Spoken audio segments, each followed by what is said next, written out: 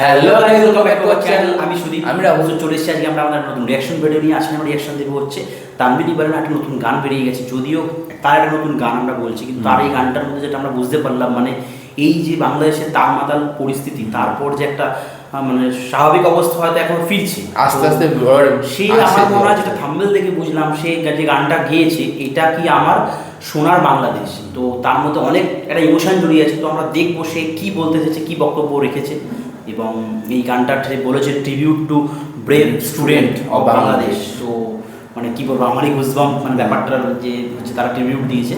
তো চলো তার গানটা কি করেছে, এবং আশা করবো যে বাংলাদেশের পরিস্থিতি আস্তে আস্তে স্বাভাবিক হচ্ছে এবং সবাই সবার মানে সবাই সবার জায়গাটাকে আশেপাশে পরিবেশ সবাই সবার পাশে দাঁড়িয়েছে, একদম পাশে দাঁড়িয়ে আস্তে আস্তে নিজের জায়গাগুলো বেটার করছে। আর এটাই আমরা এইবার বাংলাও চাই যে নিজের শান্তিমুক্ত একটা পরিবেশ। দেশের জিনিস নষ্ট করো না, আলটিমেটলি সরকার কিন্তু তার পকেট থেকে একটা টাকা দেয় না, আমাদের আম পাবলিকের থেকেই তুলে তারা কিন্তু আবার জিনিসটা করে দেবে। তো তোমরা নিজের দেশের জিনিস নষ্ট করলে মনে রাখবে তোমাদের টাকা দিয়ে সেগুলো ভবিষ্যতে আরও ঠিকঠাক হবে। এই জন্য দেশের জিনিস নষ্ট করবো। ওকে, তো শুরু হয়ে যাবে। খুব বেশি হয়তো জ্ঞান আমরা দিয়ে পেলাম, ডিরেক্ট শুরু করবো। তো তানভীর ইকবালের বক্তব্য এবার আমরা শুনবো।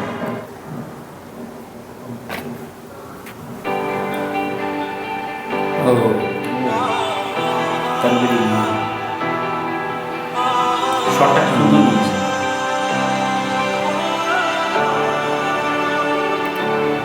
এটাই কি সোনার বাংলাদেশ? আমার মায়ের বুক খালি করো না, মা কষ্ট পাবে আমাকে মারলে। এটাই কি সোনার বাংলাদেশ, যেখানেই নীলে ভরা আকাশ, আজ রক্তে লাল হয়ে পুরোটা দেশ নেমেছে আধার। এখানে আমাকে বাঁচতে হবে, লড়তে হবে, জানতে হবে। এখানে এভাবে রাক্ষসেরা ছিঁড়ে খাবে, আমাকে লড়তে হবে, বাঁচতে জানতে হবে। এই দেশ আমার কারো নয়, এই দেশ শুধু তোমার নয়, এই দেশ আমার কারো নয়, এই দেশ শুধু তোমার নয়। এটাই কি সোনার বাংলাদেশ? আমার মায়ের বুক খালি করো না, মা কষ্ট পাবে আমাকে মারলে। এটাই কি সোনার বাংলাদেশ, যেখানে নীলে ভরা আকাশ, আজ রক্তে লাল হয়ে পুরোটা দেশ নেমেছে আধার। এখানে আমাকে বাঁচতে হবে, লড়তে হবে, জানতে হবে।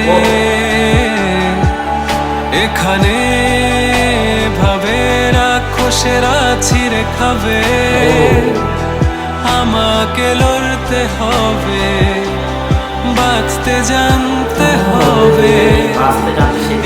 এই দেশ আমার তোমার, এই দেশ আমাদের সবার।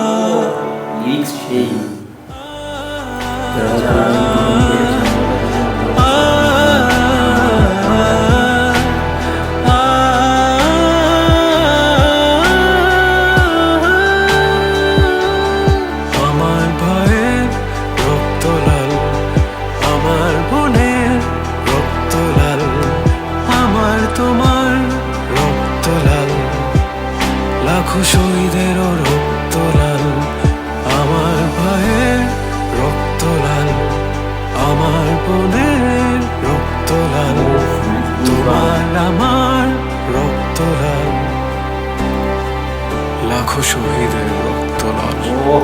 লাখো শহীদের রক্ত লাল।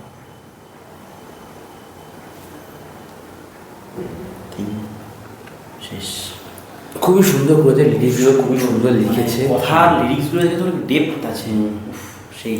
আর যেটা বুঝতে পারলাম, মাঝে একটা জায়গায় এসেছিল, পুরোটা আমরা পড়তে পারিনি, এবার যেটুকুনি পড়লাম, মানে ওখানে সে বোঝাতে চাইলো যারা আন্দোলন করেছে, যারা প্রাণ হারিয়েছে তাদের এবং তাদের পরিবারের মা বাবার হয়ে সেই গানটা তাদের মাধ্যমে ট্রিবিউট দিয়েছে।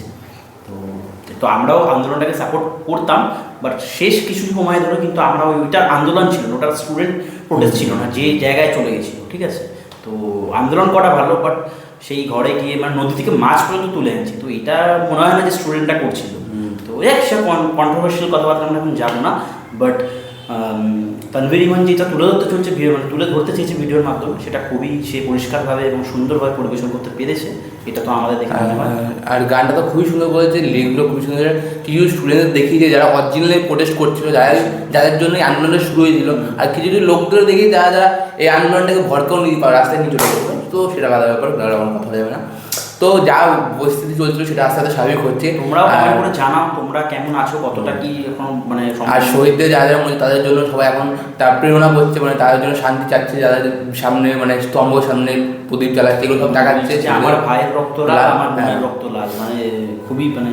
আর এখানে ওইখানে যেহেতু কিছু পরিস্থিতি খারাপ হয়ে গেলো, সেই সব পরিস্থিতিগুলো তুলে ধরেছে এখানে, যেখানে বলতে চাইছে যে দেশটা তোমার আমার না, দেশটা সবার, দেশটা আমার একার নয়, তোমারও একার নয়। তো কথাটা মিনিং আছে, যারা বোঝাতে তারা কি বুঝে গেছে, বোঝে গেছে। তো তানভীর ইমান খুব মানে ভালোভাবে বুঝিয়ে লিখেছে, যেহেতু একটা এই গানটা একটা টিভিও দিয়েছে দেশ, তার জন্য বুঝিয়ে লিখতে হবে, কিন্তু উল্টোপাল্টা কিছু বললে এখানে আবার ভরকাপ পরিস্থিতি সৃষ্টি হয়ে যাবে। তো যেটা বললাম, সে তার জায়গা থেকে আমার মনে হয় যেটা জিতে চেয়েছে বাংলাদেশের মানুষদের, সেটা পেরেছে এবং বা পারবে। তো তোমাদের ওপিনিয়ন তোমরা প্লিজ আমাদের কমেন্টের মাধ্যমে জানাও। আমরা তাহলে আজকে ভিডিওটা এখানে শেষ করি, যদি কিছু বলতে টরে থাকে সেটাও বলো, আমরা শুনে নেওয়ার চেষ্টা করবো। আর একটা ছোট্ট রিকোয়েস্ট, আমাদের চ্যানেলটা সাবস্ক্রাইব করে আমাদের পাশে থাকবে, আর পাশে বেলাগানটা অবশ্যই টিপবো, বেলাগানটা টিপলে আমাদের ভিডিও সর্বপ্রথম সমাজে পৌঁছাবে। তো চলো দেখা হবে আবার পরে কোনো নতুন ভিডিওতে। আজকের মতো বাই।